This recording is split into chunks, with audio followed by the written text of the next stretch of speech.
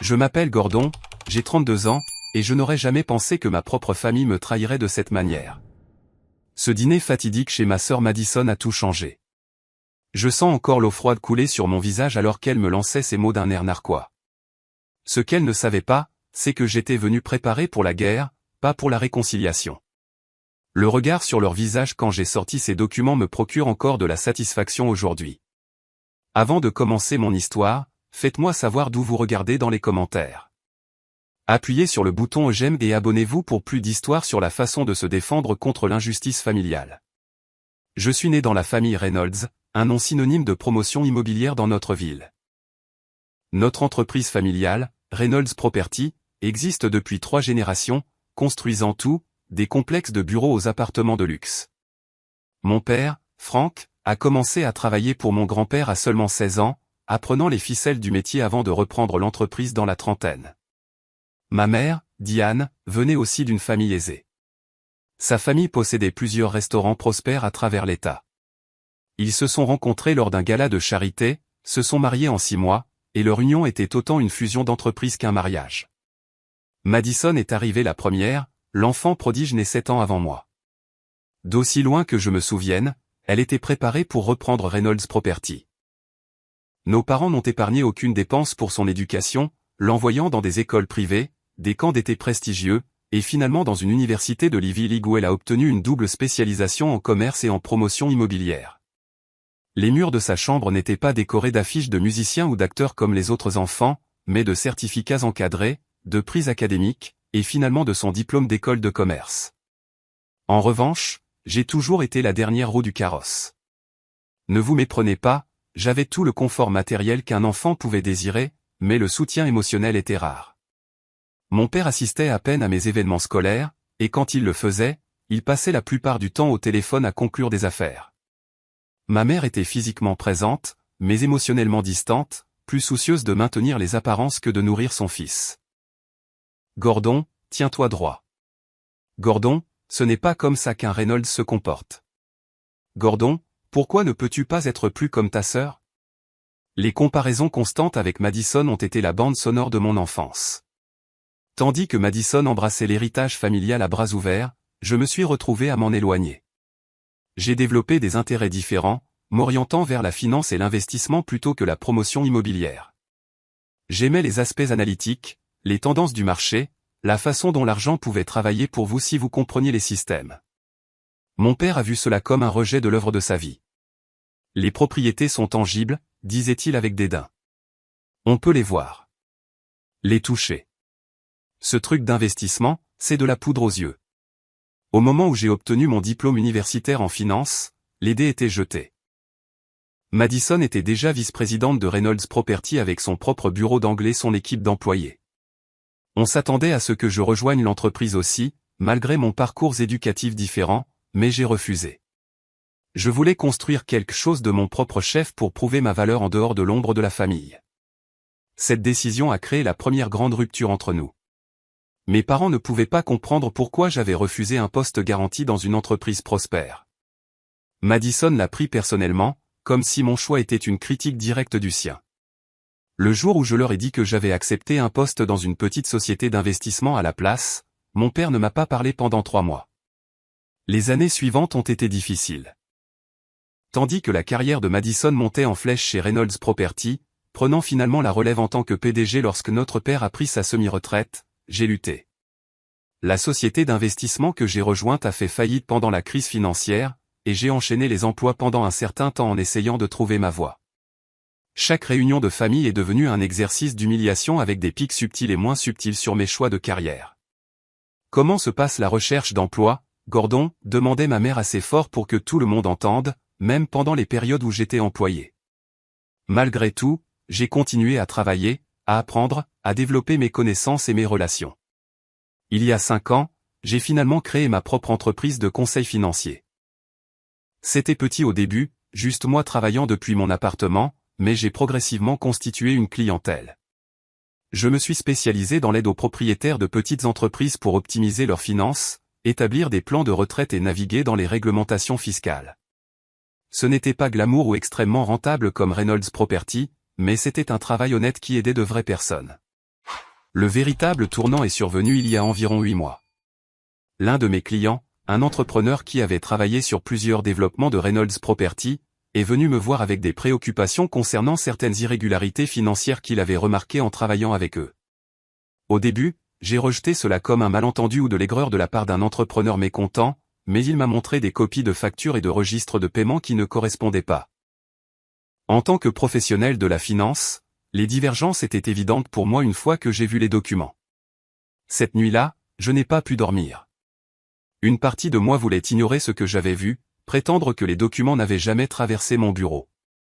C'étaient les affaires de ma famille, après tout. Et malgré nos différences, je n'avais aucun désir de leur causer du tort.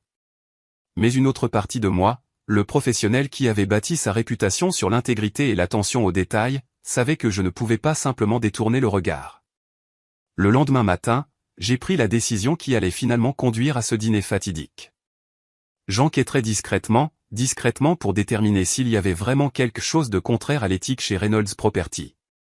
S'il s'avérait que ce n'était rien, personne n'aurait jamais besoin de savoir que j'avais regardé. Mais si mes soupçons étaient confirmés, j'aurais des choix difficiles à faire. Je ne savais pas alors que mon enquête allait révéler un schéma de fraude de plusieurs décennies qui allait finalement déchirer ma famille. Et je n'ai certainement jamais imaginé que cela culminerait avec ma sœur me versant de l'eau sur la tête à sa table de dîner pendant que mes parents applaudissaient ses actions. L'enquête a commencé de manière assez anodine. J'ai commencé par examiner les registres publics des développements de Reynolds Property, en les croisant avec les déclarations de revenus et les permis de construire disponibles dans les bases de données publiques. Rien ne semblait anormal à première vue, mais quelque chose clochait dans le calendrier de certains projets et les coûts déclarés. J'avais besoin de plus d'informations, mais je devais être prudent. Si ma famille apprenait ce que je faisais, elle me mettrait complètement à l'écart avant que je puisse déterminer s'il y avait un acte répréhensible. J'ai décidé de contacter quelqu'un de confiance, quelqu'un ayant accès à des informations que je ne pouvais pas obtenir facilement. Bradley Turner et moi étions amis depuis l'université. Nous nous étions perdus de vue pendant quelques années, mais nous nous sommes retrouvés lors de notre réunion des 10 ans. Il travaillait maintenant pour l'Internal Revenue Service dans une division qui s'occupait des audits fiscaux des entreprises. Un soir, autour d'un verre, j'ai mentionné avec désinvolture quelques préoccupations générales concernant un client qui soupçonnait des irrégularités financières dans une entreprise dans laquelle il envisageait d'investir. « De quel genre d'irrégularité parlons-nous » a demandé Bradley en faisant tourner son whisky. J'ai décrit certains des schémas que j'avais observés dans les dépôts publics de Reynolds Property, en prenant soin de ne pas nommer l'entreprise. L'expression de Bradley est devenue sérieuse. Ça ressemble à une fraude fiscale potentielle, Gordon. Si votre client a des preuves, il devrait le signaler. Mais et si c'est une entreprise familiale? Et si le signaler signifie détruire des relations qui ne pourront jamais être réparées? Bradley a étudié mon visage un long moment avant de poser son verre. Il ne s'agit pas d'un client, n'est-ce pas? Il s'agit de Reynolds Property. Je ne pouvais pas lui mentir. J'ai hoché la tête lentement. Jésus Gordon, l'entreprise de ta famille. Il a passé la main dans ses cheveux. Écoute, je ne peux pas officiellement t'aider à enquêter sur ta famille. Ce serait un conflit d'intérêts massif et probablement illégal, mais je peux te dire quoi chercher, quels documents fourniraient des preuves concluantes s'il y a vraiment de la fraude. Au cours des semaines suivantes, Bradley m'a instruit sur les schémas courants d'évasion fiscale utilisés dans la promotion immobilière. Armé de ces connaissances, j'ai commencé à creuser plus profondément. J'ai contacté d'anciens employés de Reynolds Property sous prétexte de réseautage, orientant soigneusement les conversations vers les pratiques de l'entreprise. La plupart hésitaient à dire quoi que ce soit de négatif, mais quelques-uns ont laissé entendre des méthodes comptables douteuses. J'ai passé d'innombrables nuits penchées sur mon ordinateur portable, croisant des données, suivant des pistes écrites et documentant tout méticuleusement. Plus je découvrais, plus j'étais troublé. Reynolds Property avait systématiquement sous-déclaré ses revenus et gonflé ses dépenses pendant au moins 15 ans. Ils avaient créé des sociétés écrans pour cacher des actifs et éviter les impôts. Ils avaient soudoyé des inspecteurs en bâtiment pour qu'ils ignorent les violations de code. Et Madison, ma parfaite sœur aînée, n'était pas seulement complice. Elle était l'architecte d'une grande partie de la fraude. Une découverte particulièrement révélatrice est venue d'un ancien comptable qui avait été licencié 3 ans plus tôt. Elle m'a contacté après avoir entendu par des relations communes que je posais des questions sur les pratiques financières de l'entreprise. Ils m'ont licencié parce que j'ai refusé de falsifier les registres, m'a-t-elle dit autour d'un café, ses mains tremblant légèrement alors qu'elle faisait glisser une clé USB sur la table. J'ai gardé des copies des vrais livres de comptes et des livres modifiés. J'ai toujours su qu'un jour quelqu'un aurait besoin de les voir. Les preuves sur cette clé étaient accablantes. Elle montrait des millions de dollars de revenus non déclarés, une évasion fiscale systématique et ce qui semblait être du blanchiment d'argent par le biais de diverses sociétés écrans. Le nom de mon père figurait partout sur les documents les plus anciens, mais ces dernières années, la signature de Madison apparaissait de plus en plus fréquemment. Alors que les preuves s'accumulaient, je me suis retrouvé face à un dilemme moral impossible. Devais-je confronter directement ma famille, leur donnant une chance de s'expliquer ou de se racheter? Devais-je signaler ce que j'avais découvert aux autorités, envoyant potentiellement mes parents et ma sœur en prison? Ou devais-je détruire les preuves et essayer d'oublier ce que j'avais découvert? J'ai à peine dormi pendant cette période. J'ai perdu du poids. Mes amis ont commenté mon air distrait et les cernes sous mes yeux. Je n'arrêtais pas de rejouer des souvenirs de mon enfance, cherchant une justification pour protéger ma famille malgré leurs crimes. Je me suis souvenu de mon 8e anniversaire, lorsque mes parents ont manqué ma fête parce qu'ils concluaient une affaire importante. Je me suis souvenu de ma remise de diplôme du lycée, lorsque mon père a passé la cérémonie au téléphone et est parti immédiatement après pour un dîner d'affaires. Je me suis souvenu de la fois où j'ai perdu mon emploi pendant la crise financière et que j'ai demandé un prêt temporaire pour couvrir mon loyer, pour que mon père me fasse la leçon sur la responsabilité budgétaire et me suggère de rentrer à la maison et de travailler pour l'entreprise familiale à la place. J'ai aussi pensé aux propriétaires de petites entreprises avec qui je travaillais tous les jours. Des gens honnêtes qui luttaient pour joindre les deux bouts tout en payant leurs impôts en totalité. Des gens qui respectaient les règles et qui arrivaient souvent à peine à s'en sortir pendant que ma famille vivait dans le luxe bâti sur la fraude et la tromperie. Le tournant est survenu lorsque j'ai découvert quelque chose de vraiment impardonnable. Parmi les projets développés par Reynolds Property se trouvait un complexe d'appartements où les coins avaient été coupés sur les mesures de sécurité pour économiser de l'argent. 3 ans après la construction, un incendie s'est déclaré en raison d'un câblage défectueux qui n'avait pas été correctement inspecté. Un jeune couple et leur fils en bas âge sont morts dans cet incendie. L'enquête officielle a rejeté la faute sur le sous-traitant en électricité, qui était correctement assuré, épargnant à Reynolds Property toute responsabilité. Mais les documents que j'ai trouvés montraient que Madison et mon père étaient au courant des matériaux de qualité inférieure et avaient fait pression sur les inspecteurs pour qu'ils ignorent les violations. Cette nuit-là, j'ai pris ma décision. Je confronterai ma famille avec les preuves que j'avais recueillies. Je leur donnerai une chance de prendre leurs responsabilités, de se racheter, de se dénoncer. S'ils refusaient, je signalerai tout ce que j'avais trouvé aux autorités compétentes. J'ai passé une autre semaine à organiser les preuves, à faire des copies et à sécuriser les documents avec mon avocat. J'ai rédigé un compte rendu détaillé de tout ce que j'avais découvert et je me le suis envoyé dans un email scellé, programmé pour être envoyé aux autorités fédérales si quelque chose m'arrivait. Puis j'ai appelé ma sœur et j'ai demandé si nous pouvions dîner en famille chez elle. Je lui ai dit que j'avais quelque chose d'important à discuter avec tout le monde. Tout va bien, Gordon, a-t-elle demandé, une note d'inquiétude sincère dans la voix qui a rendu ce que j'allais faire encore plus difficile. Tout va bien, ai-je menti. J'ai juste des nouvelles que je veux partager avec tout le monde ensemble. Elle a suggéré le samedi suivant, et j'ai accepté. En raccrochant, j'ai ressenti un étrange calme s'installer en moi. Après des mois d'enquête et de tourments sur ma décision, j'allais enfin agir. Quoi qu'il arrive à ce dîner, cela changerait à jamais ma relation avec ma famille, mais je savais que je faisais ce qu'il fallait. Je n'avais aucune idée de la laideur de cette confrontation. Samedi est arrivé avec un froid inhabituel pour la saison. Je me suis habillé avec soin d'un costume anthracite, professionnel, une armure sérieuse contre ce qui allait arriver. La mallette en cuir contenant les documents me semblait inhabituellement lourde alors que je la portais jusqu'à ma voiture. À l'intérieur se trouvaient des dossiers organisés détaillant 15 ans de fraude, d'évasion fiscale, de corruption et de dissimulation. Le poids de ces papiers représentait plus que de simples preuves. C'était le fardeau de la trahison, à la fois de la part de ma famille et, de leur point de vue, de la mienne. Madison vivait dans une vaste demeure coloniale dans le quartier le plus exclusif de la ville. La maison était un témoignage du succès de la propriété Reynolds, avec sa pelouse entretenue, son allée circulaire et ses colonnes imposantes flanquant l'entrée. En arrivant, j'ai remarqué que la Mercedes de mes parents était déjà garée dans l'allée. Ils étaient toujours ponctuels, une pratique commerciale que mon père avait transformée en vertu familiale. Je suis resté dans ma voiture quelques minutes supplémentaires, répétant ce que je dirais, comment je présenterais les preuves, comment je répondrais à leur colère et à leurs dénégations inévitables. Mes mains tremblaient légèrement alors que je prenais la mallette et que je me dirigeais vers la porte. Madison a répondu à mon coup de sonnette avec un sourire qui semblait sincèrement chaleureux. Elle portait une élégante robe noire, les cheveux parfaitement coiffés, le maquillage impeccable comme toujours.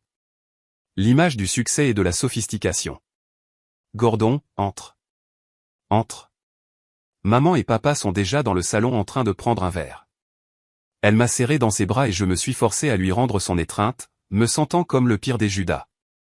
Pendant un instant fugace, j'ai envisagé de faire demi-tour, de remonter dans ma voiture et de partir, détruisant toutes les preuves et prétendant n'avoir jamais découvert la vérité. Mais le souvenir de cette jeune famille décédée dans l'incendie a renforcé ma résolution. La maison de Madison était une vitrine conçue pour impressionner, avec ses plafonds hauts, ses sols en marbre et ses œuvres d'art de bon goût. Tout brillait de vernis et de privilèges. Je l'ai suivi à travers le hall d'entrée jusqu'à un salon spacieux où mes parents étaient assis sur un canapé sectionnel de couleur crème, un verre à la main. Mon père s'est levé à mon entrée, sa carrure de 6 pieds toujours imposante malgré ses 68 ans. Sa poignée de main était ferme, professionnelle. « Fils », a-t-il dit avec un hochement de tête. « Pas, content de te voir, ou, comment vas-tu » Juste, Phil, une reconnaissance d'un lien biologique sans chaleur. Ma mère a été plus démonstrative, se levant pour m'embrasser la joue, son parfum cher m'enveloppant momentanément. « Gordon, chéri, tu as l'air mince. Manges-tu correctement » La question ne portait pas vraiment sur mon bien-être. C'était une pique subtile, insinuant que je ne pouvais pas prendre soin de moi correctement, que mes choix de vie avaient conduit à une sorte de privation.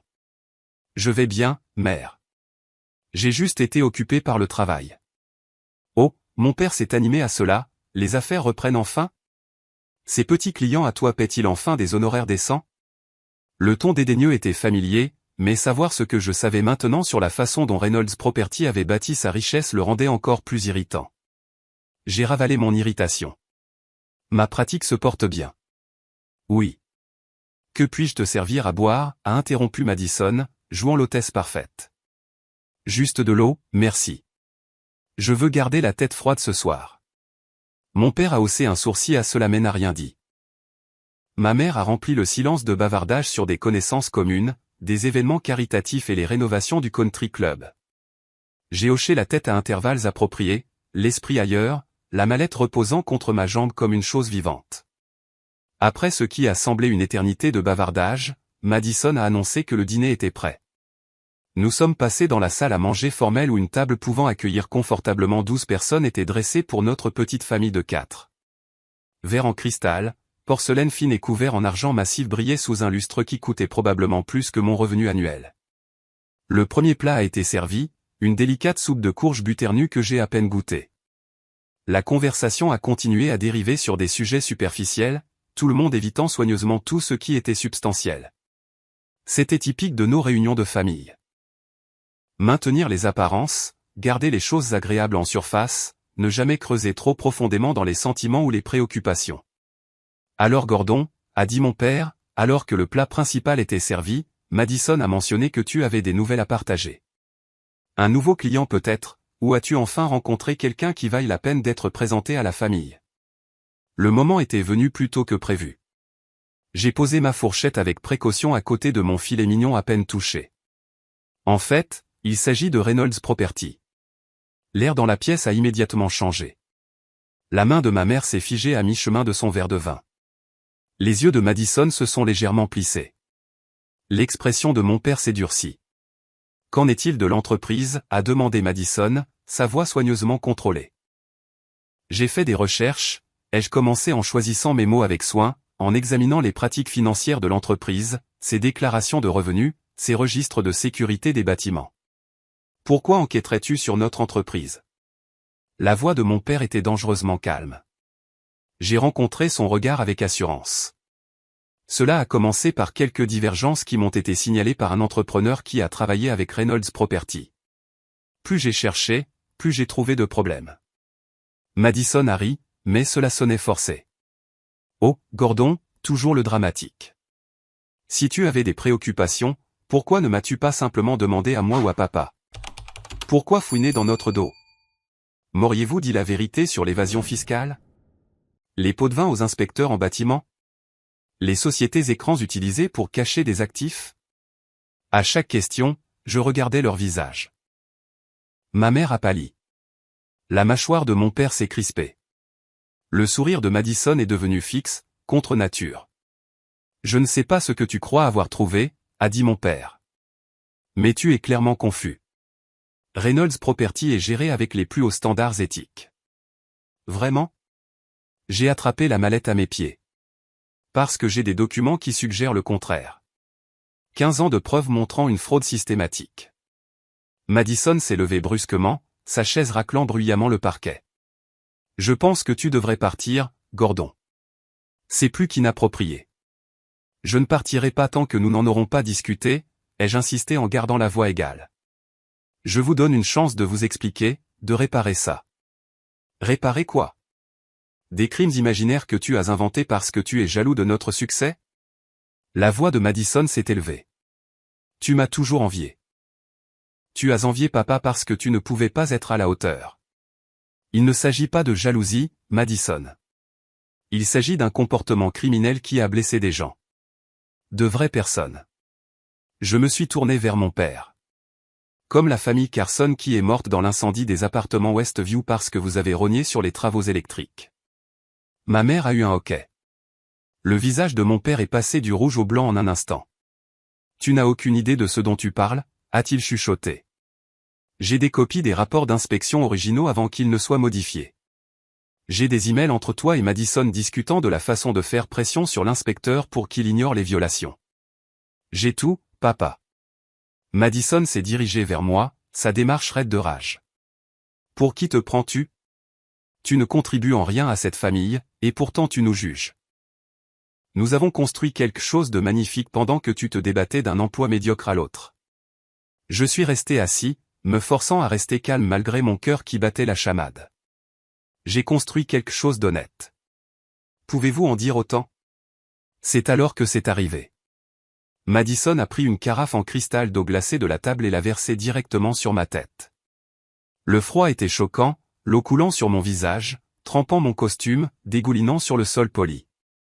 Tu as 5 minutes pour quitter ma maison, a-t-elle sifflé, son visage à quelques centimètres du mien, déformé par la fureur. À ma grande surprise, mes parents ont commencé à applaudir. Mon père a même souri, hochant la tête en signe d'approbation de l'action de Madison.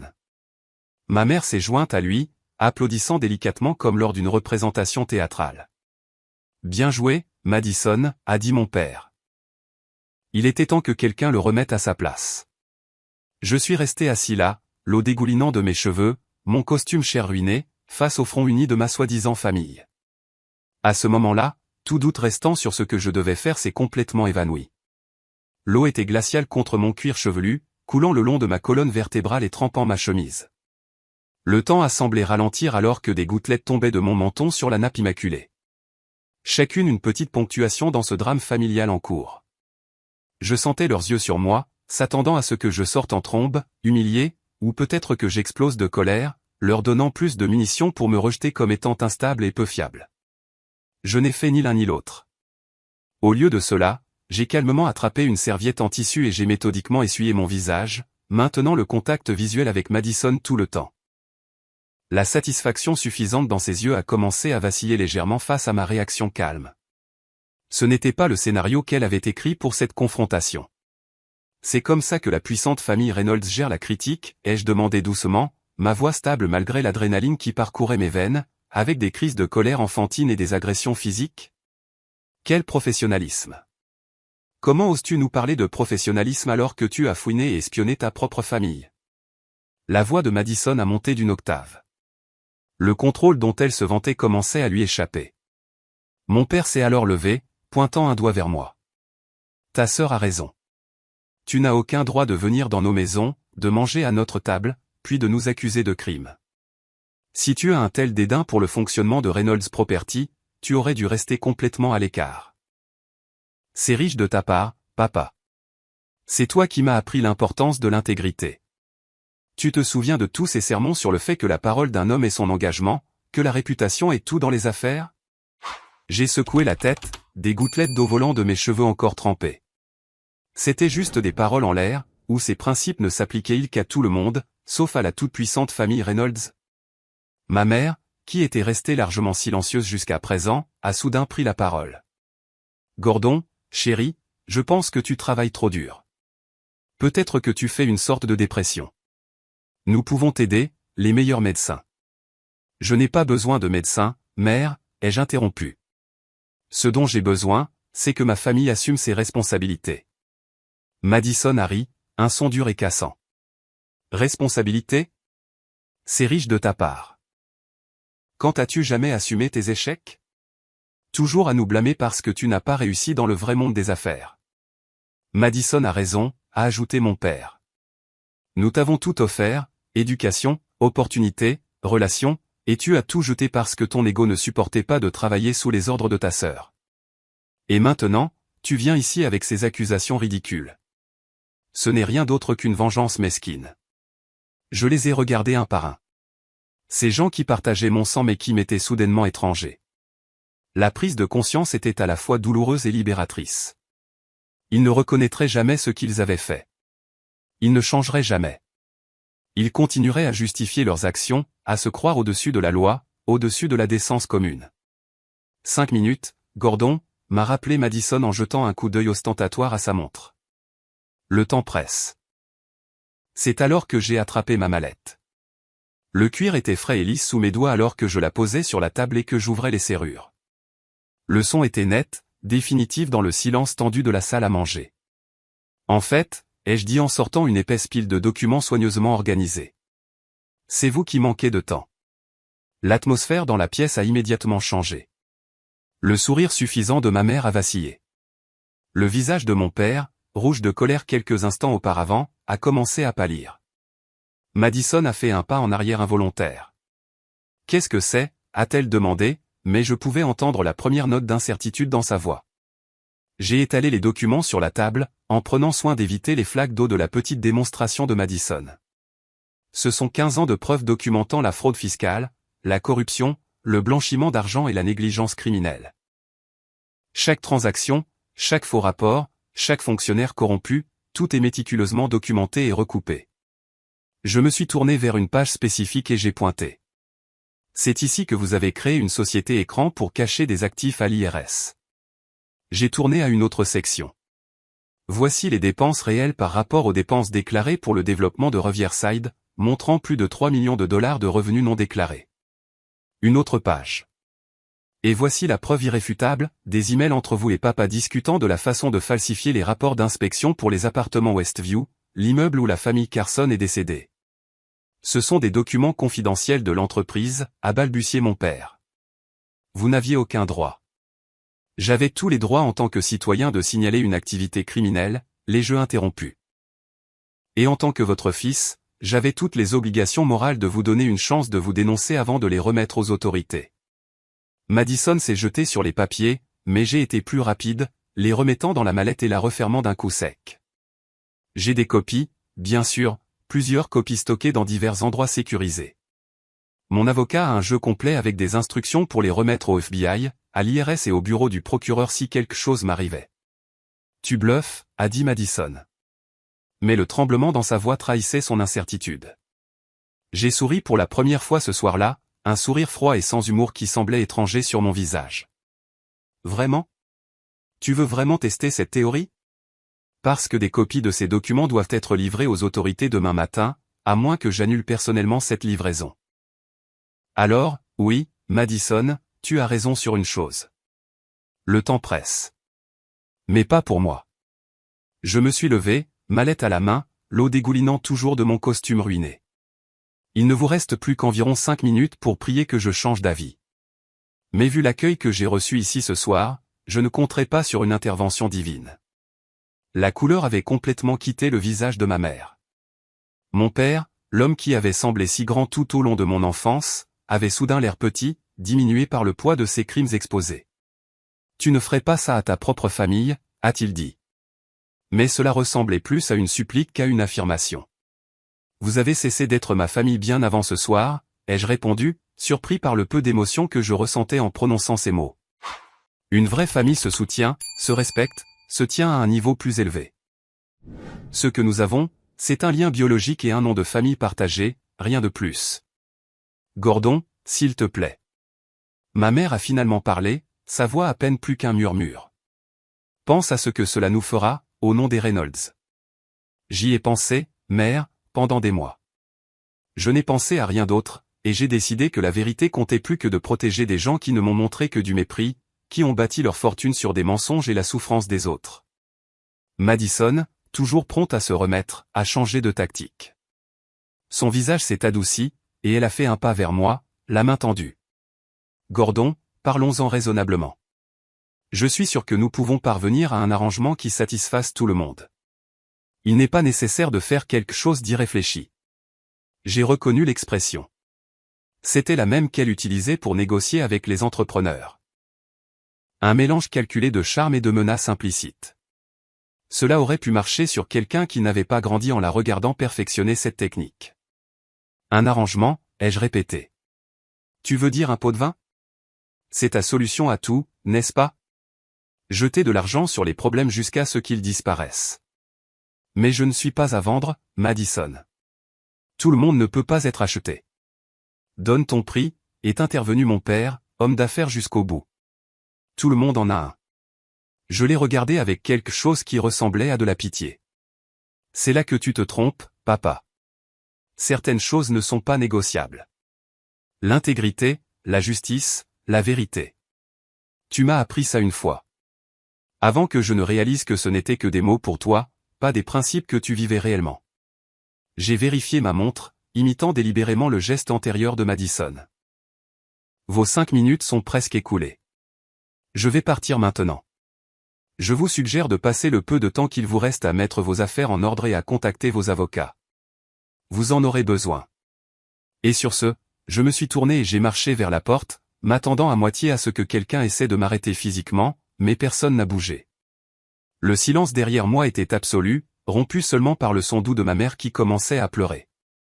En arrivant dans le hall d'entrée, Madison a finalement retrouvé sa voix.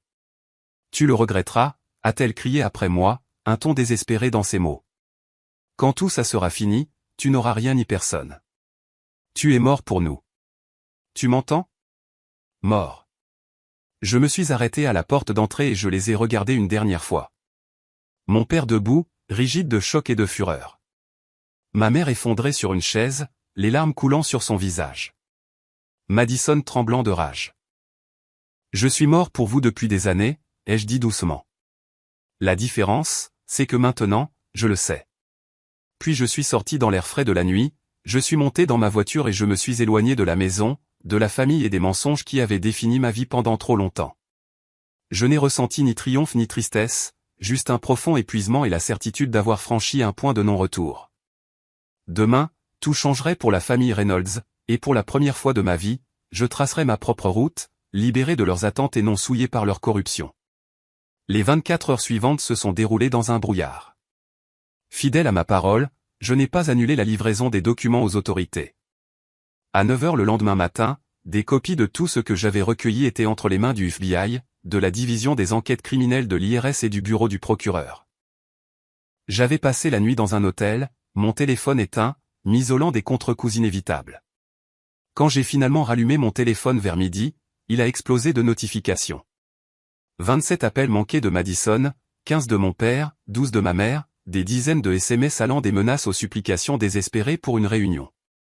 Je les ai tous supprimés sans lire au-delà des aperçus. Il y avait aussi un message vocal de Bradley de l'IRS. Gordon, qu'est-ce que tu as fait, bordel? Le bureau bourdonne d'une affaire majeure qui vient d'être ouverte contre Reynolds Property. Appelle-moi dès que tu peux. Je ne l'ai pas rappelé. Pas encore. J'avais besoin de temps pour digérer ce qui se passait, pour me préparer à la tempête qui allait s'abattre sur ma vie.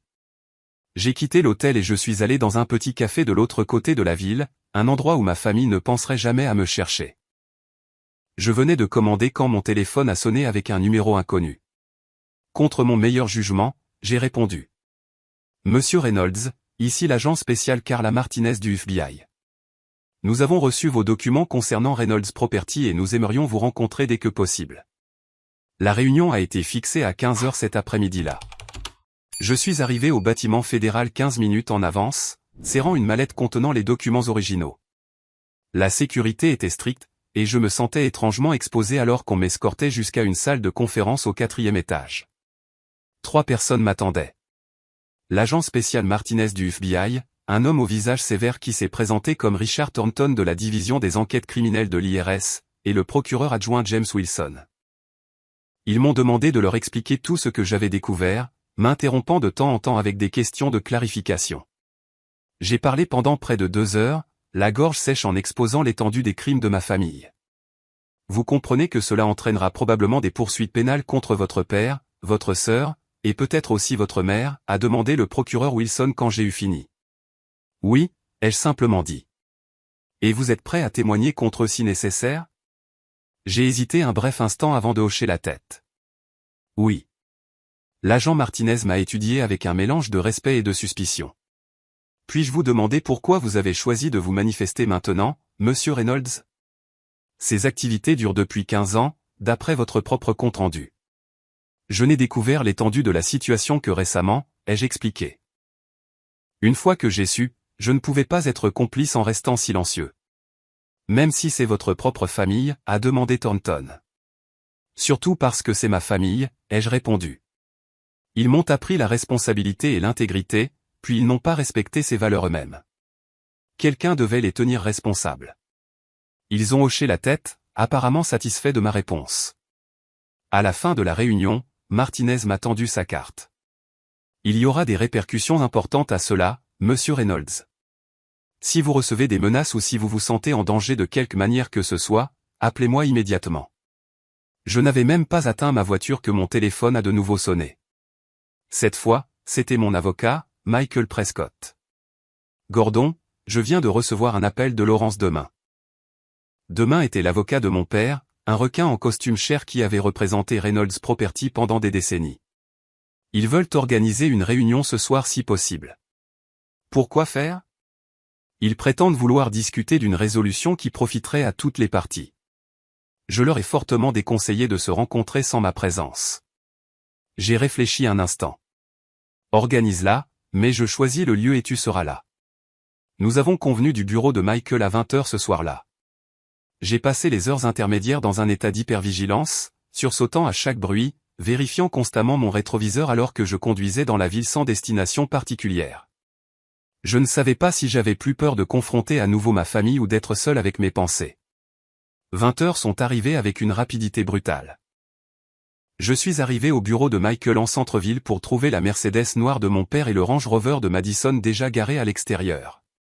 Michael m'a accueilli dans le hall, son expression grave. Ils ont sorti l'artillerie lourde, m'a-t-il prévenu. Laurence Demain et Patricia Schultz. Schultz était l'une des meilleures avocates pénalistes de l'État, connue pour représenter les criminels en col blanc. Ils sont là depuis 15 minutes déjà, essayant de m'intimider avec du jargon juridique et des menaces à peine voilées. Laisse-les essayer, ai-je dit avec plus de confiance que je n'en ressentais. La salle de conférence était tendue d'hostilité non dite lorsque nous sommes entrés. Mon père était assis au bout de la table, l'air plus âgé que je ne l'avais jamais vu. Madison était assise à sa droite, le visage un masque de fureur contenue. Leurs avocats les flanquaient comme des gardes du corps. Gordon, mon père m'a salué d'un signe de tête sec. J'ai pris un siège en face d'eux, Michael à mes côtés. Passons les politesses, ai-je dit. Pourquoi vouliez-vous cette réunion? Laurence Demain s'est éclairci la gorge. Mes clients pensent qu'il y a eu un grave malentendu. Les documents que vous avez fournis aux autorités ont été sortis de leur contexte ou mal interprétés. J'ai ri sans humour. C'est la défense que vous allez utiliser. Bonne chance pour expliquer les sociétés écrans et les rapports d'inspection falsifiés comme un malentendu. Gordon, Madison s'est penché en avant, sa voix mielleuse de fausse sincérité. Nous sommes ta famille. Pourquoi nous fais-tu ça? Je pense que l'eau que tu m'as versée sur la tête hier soir a répondu assez clairement à cette question, n'est-ce pas? Son sourire a vacillé. J'étais en colère. Tu nous as pris au dépourvu avec ces accusations. Que vous saviez être vrai. Monsieur Reynolds, est intervenue Patricia Schultz en douceur. Que espérez-vous accomplir exactement avec ces allégations? Détruire l'entreprise et la réputation de votre famille n'est sûrement pas votre objectif. Mon objectif est la justice, ai-je répondu simplement. Pour les personnes qui sont mortes dans cet incendie. Pour les contribuables qui ont comblé le manque pendant que Reynolds Property fraudait des millions d'impôts. Pour tous ceux qui ont respecté les règles pendant que ma famille décidait qu'elle était au-dessus d'elle. Mon père a frappé la table de la main. Assez de ces bêtises moralisatrices. Tu veux de l'argent? Très bien. Donne ton prix. 10 millions, 20. Nous pouvons le faire ce soir. Virer les fonds sur n'importe quel compte que tu spécifies. Annule simplement les chiens et remets toutes les copies de ces documents. Michael a commencé à parler, mais j'ai levé la main pour l'arrêter. J'ai regardé mon père, cet homme qui avait semblé si grand dans mon imagination pendant toute ma vie, et je n'ai ressenti que de la pitié. Tu ne comprends toujours pas, n'est-ce pas? Il ne s'agit pas d'argent. Il n'a jamais été question d'argent. Alors de quoi s'agit-il? A demandé Madison.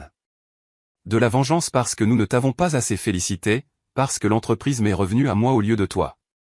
Il s'agit de faire ce qui est juste, ai-je dit doucement, quelque chose qui semble être un concept étranger dans cette famille. Ce qui est juste, a ricané mon père. As-tu la moindre idée de ce que tu as fait? L'entreprise sera détruite. Des centaines d'employés perdront leur emploi. Le nom de notre famille sera ruiné pour toujours. Est-ce ton idée de ce qui est juste? C'est vous qui avez fait ça, pas moi, ai-je rétorqué. Chaque fois que vous avez soudoyé un inspecteur, chaque fois que vous avez falsifié une déclaration de revenus, chaque fois que vous avez choisi le profit plutôt que la sécurité, vous êtes les architectes de ce désastre, pas moi. La réunion a rapidement dégénéré après cela. Des menaces ont été proférées, juridiques et autres. Madison m'a traité de tous les noms qu'elle pouvait trouver. Mon père a alterné entre la rage et la tentative de manipulation. Leurs avocats ont tenté à plusieurs reprises d'orienter la conversation vers une sorte de règlement. Pendant tout ce temps, je suis resté calme, refusant de m'engager dans leurs émotions ou de considérer un accord qui impliquerait de retirer les preuves. Après 1 heure sans résultat, ils ont finalement abandonné.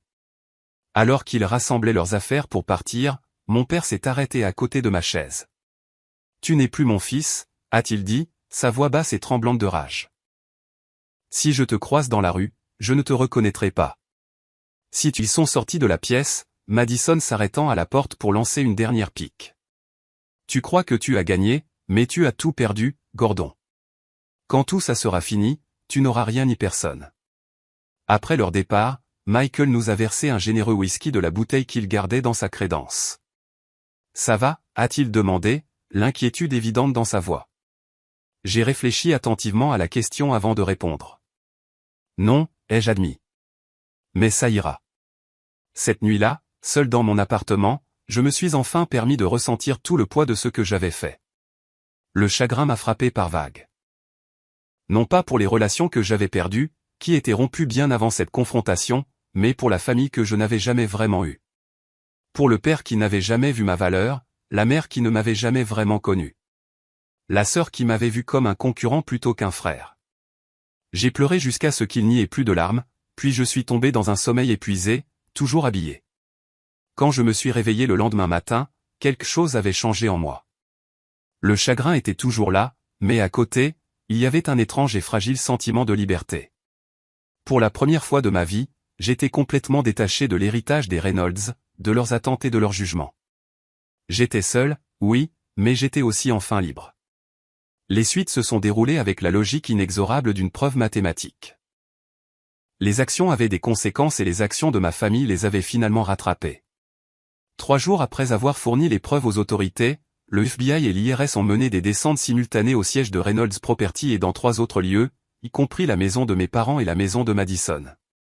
Les nouvelles locales ont diffusé des images d'agents emportant des boîtes de documents et d'ordinateurs tandis que les journalistes spéculaient sur la nature de l'enquête. À la fin de la semaine, des accusations formelles avaient été déposées contre mon père, Madison et 2 autres cadres de l'entreprise. La liste était longue: fraude fiscale, blanchiment d'argent, fraude électronique, corruption de fonctionnaires et négligence criminelle ayant entraîné la mort. Ma mère a été désignée comme personne d'intérêt, mais n'a pas été immédiatement inculpée. L'histoire a dominé les médias locaux et a même fait la une des journaux d'affaires nationaux. L'empire de Reynolds Property s'effondre au milieu d'allégations de fraude, titrait un journal. Un lanceur d'alerte familiale expose des années de corruption d'entreprise, proclamait un autre. J'ai arrêté de lire après les premiers jours. La satisfaction que j'avais anticipée ne s'est jamais matérialisée, remplacée plutôt par une douleur sourde et la question lancinante constante, avais-je fait ce qu'il fallait? Les retombées personnelles ont été immédiates et graves. Mon téléphone est devenu une arme déployée contre moi, délivrant des messages venimeux de membres de la famille élargie qui me blâmaient d'avoir détruit l'héritage familial. Des cousins avec qui j'avais grandi m'ont bloqué sur les réseaux sociaux. La sœur de ma mère m'a appelé en larmes, me demandant comment j'avais pu faire ça à mon propre sang. Je n'avais aucune réponse qui la satisferait, ni personne d'autre qui voyait mes actions comme une trahison plutôt que comme de la justice. Encore plus difficiles ont été les appels des employés de Reynolds Property, des personnes dont les moyens de subsistance étaient maintenant en péril. Certains étaient compréhensifs, reconnaissant que la direction de l'entreprise s'était attirée cela. D'autres étaient furieux, me voyant comme le méchant qui avait mis en danger leur emploi par dépit ou par jalousie. Un appel en particulier m'a hanté. Lisa Parker avait été l'assistante de mon père pendant 20 ans. Je la connaissais depuis toujours. Elle m'avait envoyé des cartes d'anniversaire chaque année, même pendant les périodes où mon père et moi ne nous parlions pas. J'ai toujours pensé que tu étais différent, Gordon, a-t-elle dit, sa voix tendue d'émotion. Je t'ai défendu quand ton père se plaignait de tes choix, et maintenant j'apprends que tu as travaillé contre nous tout ce temps. Pas contre vous, Lisa, ai-je essayé d'expliquer, contre les activités illégales, la fraude, les mensonges. Laisse tomber, m'a-t-elle interrompu. J'ai 58 ans. Sais-tu à quel point il est difficile de trouver un nouvel emploi à mon âge? L'entreprise est en plein chaos. Il parle de licenciement. Où suis-je censé aller? Je n'avais aucune réponse pour elle. La vérité, c'est que je n'avais pas entièrement considéré les dommages collatéraux que mes révélations causeraient. Dans ma détermination juste à exposer les crimes de ma famille, j'avais négligé les innocents qui seraient pris dans la tourmente. L'isolement s'est aggravé de jour en jour. Des amis qui avaient été proches sont soudainement devenus indisponibles. Des associés ont trouvé des raisons d'annuler des réunions ou m'ont référé à des collègues. Même ma petite clientèle a commencé à diminuer à mesure que la nouvelle de mon implication dans le scandale Reynolds se propageait. J'ai commencé à me demander si Madison avait eu raison. J'avais peut-être gagné la bataille, mais j'avais perdu tout ce qui comptait. La victoire semblait de plus en plus pyrrhique à mesure que les semaines passaient et que les poursuites judiciaires contre ma famille avançaient à un rythme atrocement lent. Le point le plus bas est survenu environ 6 semaines après ce dîner fatidique. Je faisais les courses tard un soir, essayant d'éviter de rencontrer quelqu'un que je connaissais, quand j'ai tourné dans une allée et que je me suis retrouvé face à ma mère. Elle avait l'air terrible, son apparence normalement parfaite débraillée, des cernes sous les yeux. Elle s'est figée en me voyant, sa main se resserrant sur son chariot. Pendant un instant, j'ai cru qu'elle allait me parler, qu'elle allait m'offrir un mot de réconciliation, ou du moins de reconnaissance. Au lieu de cela, elle a fait demi-tour avec son chariot et s'est éloignée sans un mot, comme si j'étais un étranger, ou pire, complètement invisible. J'ai abandonné mon chariot à moitié rempli et je suis rentré chez moi dans un état second. Cette nuit-là, pour la première fois depuis mon adolescence, j'ai sérieusement envisagé de me noyer dans l'alcool.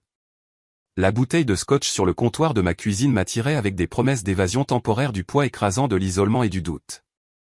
Au lieu de cela, j'ai appelé la seule personne qui m'avait contacté depuis le début du scandale, Elizabeth Chen, une ancienne camarade de classe qui travaillait maintenant comme professeure d'éthique à l'université locale. Elle m'avait envoyé un email une semaine après la nouvelle, disant simplement « Ce que tu as fait a demandé un immense courage. Si jamais tu as besoin de parler, je suis là. » Elizabeth a répondu à la 3e sonnerie malgré l'heure tardive. « Gordon, tout va bien? » « Non, ai-je admis. Je ne vais pas bien. Je commence à penser que j'ai fait une terrible erreur. Pourquoi ne viens-tu pas, a-t-elle suggéré. Je vais faire du café. Le petit appartement d'Elizabeth était chaleureux et encombré de livres, un contraste saisissant avec la perfection stérile des maisons de ma famille. Elle a écouté sans interruption alors que je déversais mes doutes, ma culpabilité au sujet des employés qui pourraient perdre leur emploi, mon isolement croissant et le poids écrasant d'être rejeté par ma famille. Quand j'ai finalement manqué de mots, elle est restée silencieuse un long moment. Gordon, savais-tu que les lanceurs d'alerte passent presque toujours par ce que tu vis? L'isolement, le doute, la remise en question de leurs propres actions. Il y a même des recherches là-dessus. On appelle ça le remords du lanceur d'alerte. Alors je ne suis qu'une statistique de plus. Elle a souri doucement. Non, tu es un être humain aux prises avec un choix éthique incroyablement difficile. Écoute, je ne peux pas te dire si ce que tu as fait était bien ou mal dans un sens absolu. L'éthique traite rarement d'absolu. Mais je peux te dire ceci. Tu as agi selon tes principes à un coût personnel élevé. Il y a un courage moral là-dedans, quel que soit le résultat. Et les gens qui pourraient perdre leur emploi? Ceux qui n'ont rien fait de mal? C'est une préoccupation légitime, a-t-elle reconnu. Mais considère ceci. Ces emplois étaient construits sur la fraude. Le succès de l'entreprise, son existence même sous sa forme actuelle, était basé sur une activité criminelle. Si Reynolds Property avait respecté les règles depuis le début, qui sait combien de ces emplois existeraient réellement? Ce n'était pas une réponse parfaite, mais ça a aidé. Au cours des semaines suivantes, je me suis retrouvé fréquemment à l'appartement d'Elizabeth, parlant parfois pendant des heures, parfois simplement assis dans un silence complice pendant que nous travaillions tous les deux sur nos ordinateurs portables. Elle est devenue mon encre dans un monde qui était soudainement devenu méconnaissable. 3 mois après le début du scandale, mon père et Madison ont été formellement inculpés de plusieurs chefs d'accusation fédéraux. Leur procès a été fixé pour l'année suivante. Le journal local a publié un article en première page avec des photos côte à côte d'eux quittant le palais de justice après leur mise en accusation, le visage sombre, flanqués de leurs avocats. Le même jour, j'ai reçu une lettre d'une femme nommée Teresa Carson. Le nom m'était immédiatement familier. Carson était le nom de famille de la famille décédée dans l'incendie de l'appartement. Teresa était la mère de Robert Carson, qui avait péri aux côtés de sa femme, Jennifer, et de leur fils de 6 mois, Michael. La lettre était manuscrite sur du papier simple. « Cher Monsieur Reynolds, commençait-elle, je voulais vous remercier personnellement pour votre courage d'avoir révélé la vérité sur la mort de mon fils. Pendant 3 ans, j'ai vécu avec l'explication officielle qui rejetait la faute sur l'entrepreneur en électricité. Je n'y ai jamais entièrement cru, mais je n'avais aucun moyen de le prouver. Grâce à vous, la vérité éclate enfin. Bien que rien ne puisse ramener Robert, Jennifer et le petit Michael, savoir que les responsables devront faire face à la justice m'apporte une certaine mesure de paix. Vos actions vous ont coûté votre famille, mais sachez qu'elles ont permis de clore la mienne.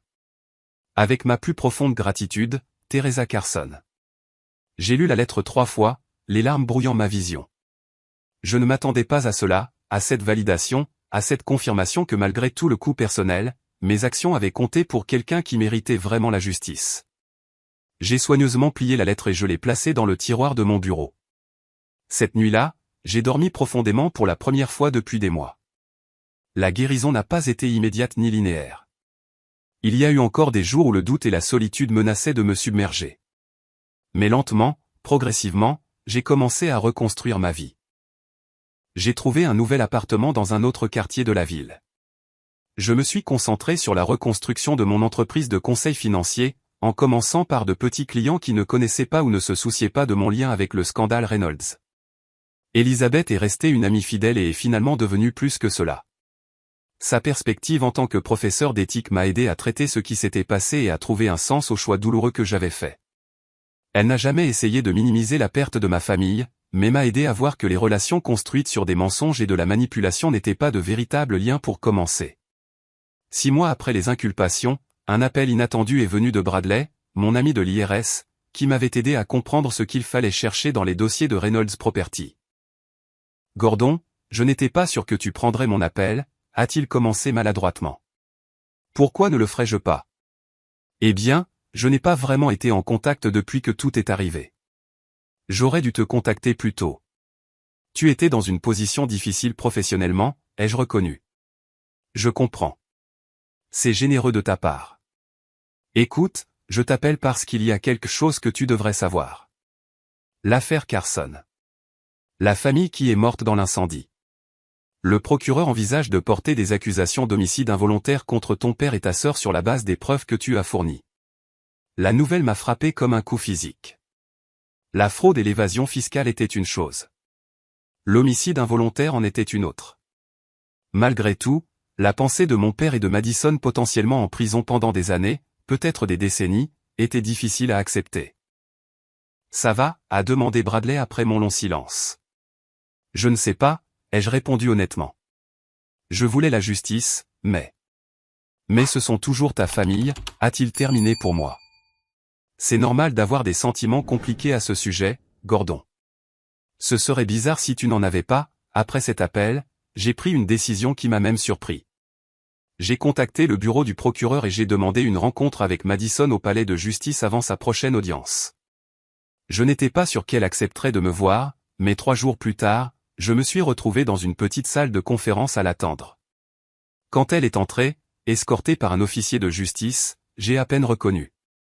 La Madison parfaitement soignée avait disparu, remplacée par quelqu'un qui avait l'air à la fois plus âgé et diminué. Elle ne portait pas de maquillage, et ses vêtements de marque avaient été remplacés par un simple chemisier et un pantalon qui semblaient avoir été choisis pour un jury plutôt que pour le style. « Tu voulais me voir » a-t-elle dit sans embâche en prenant le siège en face de moi. Pourquoi? J'avais répété ce que je voulais dire, mais en la voyant maintenant, les mots se sont évaporés. J'ai entendu qu'il pourrait porter des accusations d'homicide involontaire, ai-je finalement réussi à dire. Et tu es venu te réjouir? Sa voix était amère, mais manquait du tranchant que je me souvenais. Non, je suis venu demander s'il y a quelque chose que je puisse faire. Elle m'a regardé, incrédule. C'est à cause de toi que je fais face à ces accusations, et maintenant tu veux aider. C'est le comble, même pour toi, Gordon. Je ne voulais pas ça, ai-je dit doucement. Je voulais que la vérité éclate. Je voulais des comptes, mais je n'ai jamais voulu. Laisse tomber, m'a-t-elle interrompu. Tu savais exactement ce qui se passerait quand tu as remis ces documents. Ne fais pas semblant du contraire. Peut-être qu'elle avait raison. Peut-être qu'à un certain niveau, j'avais su où cela mènerait, même si je ne l'avais pas entièrement admis à moi-même. Comment va maman, ai-je demandé en changeant de sujet. Quelque chose a vacillé sur le visage de Madison. De la douleur peut-être, ou de l'inquiétude. Pas bien. Elle boit trop. Elle quitte à peine la maison. L'avocat de papa pense que les procureurs pourraient lui offrir l'immunité pour qu'elle témoigne contre papa, mais elle refuse même d'en discuter. Et papa? L'expression de Madison s'est durcie. Comme si tu t'en souciais. Il n'est plus que l'ombre de lui-même si tu veux savoir. Sa santé se dégrade, le stress de tout ça. Elle s'est interrompue, puis m'a fixé d'un regard accusateur. Tu es satisfait maintenant? C'est la justice que tu voulais?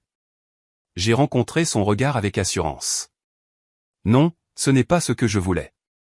Mais c'est ce que vos actions, toutes vos actions, ont rendu inévitable.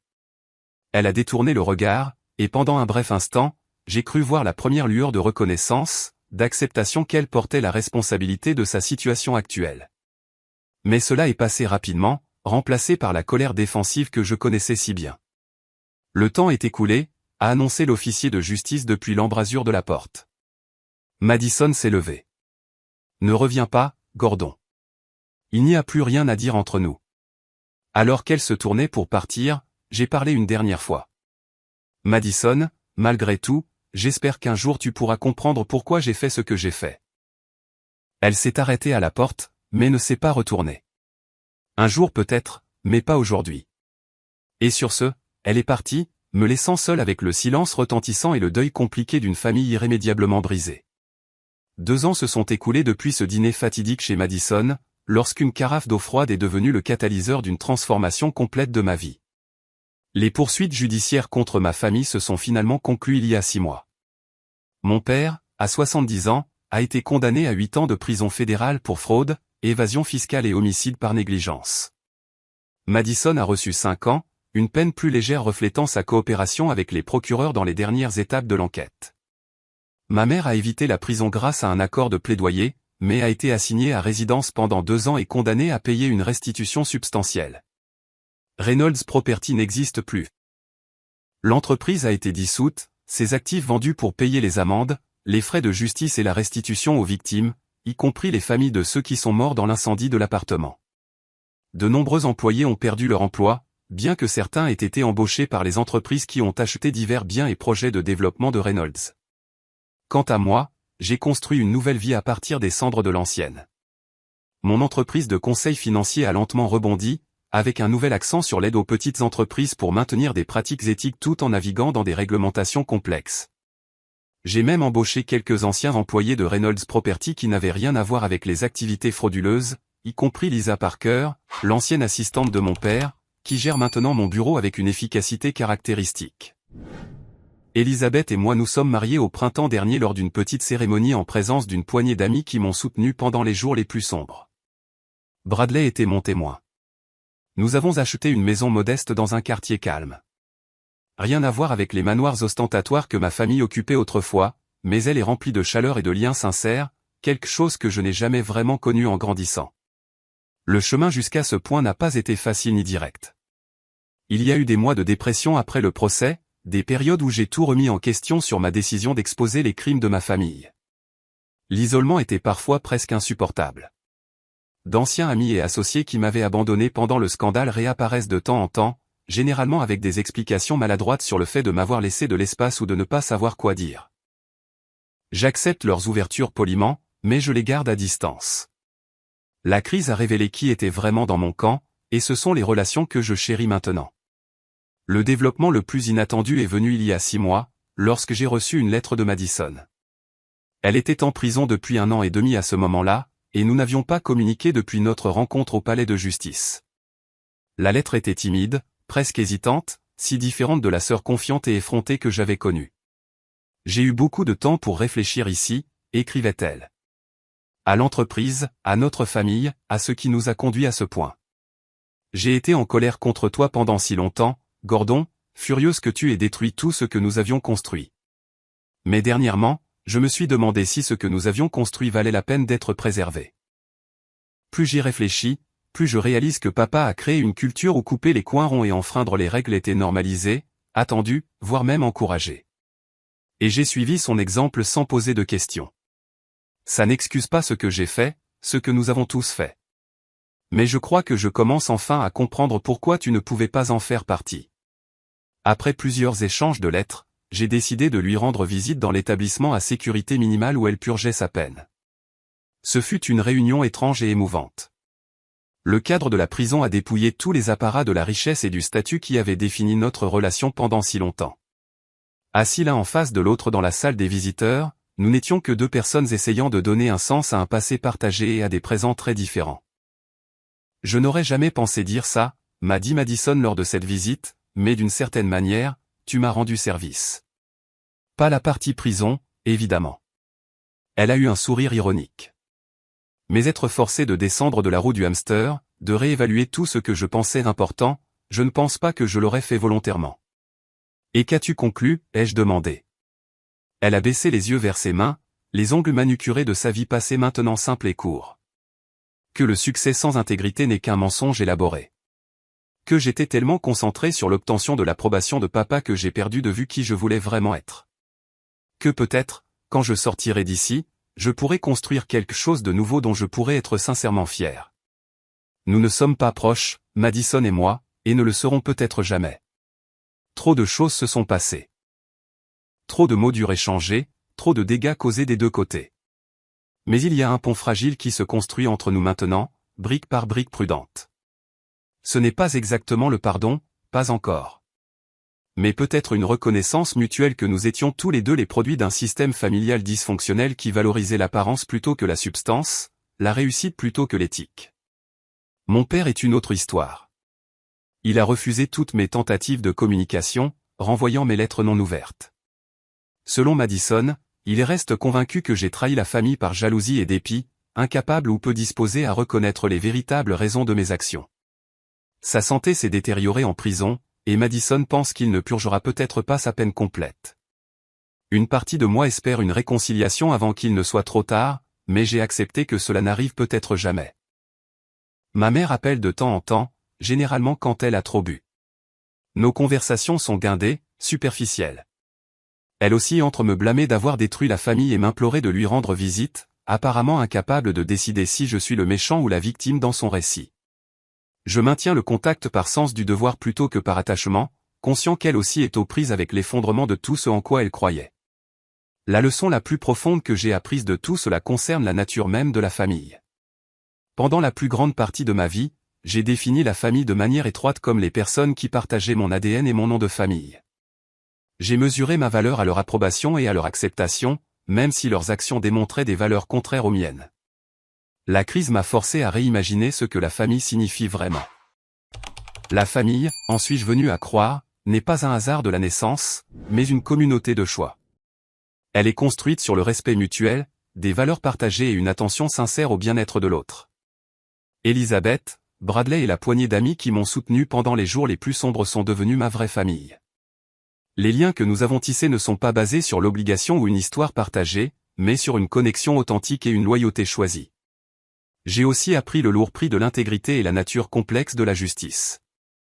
Faire ce qui est juste se sent rarement triomphant sur le moment. Le plus souvent, c'est douloureux, désordonné et plein de conséquences inattendues. La certitude en noir et blanc que je ressentais lorsque j'ai découvert les crimes de ma famille a cédé la place à une compréhension plus nuancée de la faillibilité humaine, y compris la mienne. Il y a encore des nuits où je reste éveillé à me demander si j'aurais pu trouver une autre voie, si les dommages collatéraux auraient pu être minimisés. Mais je me souviens de la lettre de Teresa Carson me remerciant d'avoir apporté une conclusion à la tragédie de sa famille. Je pense aux propriétaires de petites entreprises qui ont été contraints de rivaliser avec les avantages frauduleux de Reynolds Property. Je me souviens des employés qui ont été rendus involontairement complices d'activités illégales. Et je sais que malgré tout ce que cela m'a coûté personnellement, faire la lumière sur la vérité était le seul choix que j'aurais pu faire et continuer à vivre avec moi-même. Le mois dernier, j'ai lancé une fondation à but non lucratif visant à soutenir les lanceurs d'alerte qui dénoncent les malversations d'entreprises, en utilisant une partie de la récompense que j'ai reçue du programme des lanceurs d'alerte de l'IRS. Quelque chose que je n'avais jamais anticipé lorsque je me suis manifesté pour la première fois. La fondation fournit une assistance juridique, des conseils et un soutien financier à ceux qui risquent tout pour défendre ce qui est juste. C'est ma façon de donner un sens à la douleur, de m'assurer que quelque chose de constructif émerge des cendres de la chute de ma famille. Parfois, je repense à ce moment à la table de Madison, l'eau dégoulinant de mes cheveux, face au mépris uni de ma famille. Je me souviens de la fureur froide que j'ai ressentie en sortant ces documents et en prononçant ces mots, il ne vous reste plus que 5 minutes pour prier. À ce moment-là, j'étais motivé en partie par la droiture, mais aussi par la douleur et la colère face à des années de rejet et de négligence émotionnelle. Le parcours depuis lors m'a appris que la justice sans compassion peut devenir une autre forme de violence. Que rester ferme pour la vérité ne nécessite pas d'endurcir son cœur. Que même au milieu de la tenue des gens responsables de leurs actions, il doit y avoir de la place pour la rédemption et la guérison. Je ne sais pas ce que l'avenir réserve à ma famille biologique. Madison sera libérée dans 3 ans, face à la tâche ardue de reconstruire une vie avec un casier judiciaire et un nom de famille notoire. Mon père ne quittera peut-être jamais la prison. Ma mère continue son existence solitaire dans ce qui reste de notre maison familiale, une ombre d'elle-même. L'héritage des Reynolds, construit sur 3 générations, s'est effondré en poussière. Pourtant, de cette poussière, de nouvelles possibilités ont émergé. Non seulement pour moi, mais peut-être même pour Madison, qui semble sincèrement engagée à tracer une voie différente à son retour dans la société. La vérité, aussi douloureuse soit-elle, a créé un espace pour une croissance et une connexion authentique qui n'aurait jamais été possible au sein du mensonge élaboré qu'était notre entreprise familiale. S'il y a une chose que je veux que vous reteniez de mon histoire, c'est que la véritable intégrité a souvent un prix élevé. Mais le coût de compromettre vos valeurs est finalement bien plus grand. Les choix les plus difficiles, ceux qui opposent vos principes à vos relations personnelles, votre code éthique à votre confort, sont ceux qui définissent qui vous êtes vraiment. Et parfois, perdre tout ce que vous pensiez important est le seul moyen de découvrir ce qu'il est vraiment. Quelle décision difficile avez-vous dû prendre qui a mis votre intégrité à l'épreuve? Avez-vous déjà dû vous tenir seul pour ce que vous croyez juste? Partagez vos expériences dans les commentaires ci-dessous. Et si mon histoire a résonné en vous, veuillez aimer, vous abonner et la partager avec quelqu'un qui pourrait avoir besoin d'entendre qu'il n'est pas seul dans ses luttes éthiques.